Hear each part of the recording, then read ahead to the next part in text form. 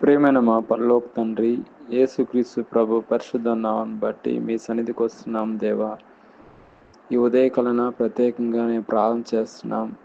ఎవరైతే అనారోగ్యంతో ఉన్నారో వాళ్ళ గురించి నేను భారంతో ప్రార్థన చేస్తున్నాం.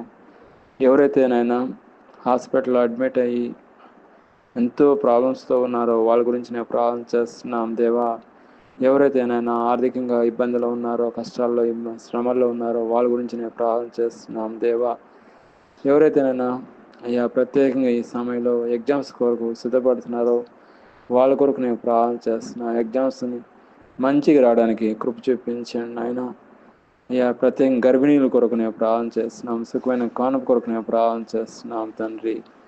అయ్యా ప్రత్యేకంగా మా యొక్క దేశం కొరకు నేను ప్రార్థన చేస్తున్నాం. మా దేశాన్ని మీరు దీవించండి, మా దేశాన్ని మీరు కాపాడండి.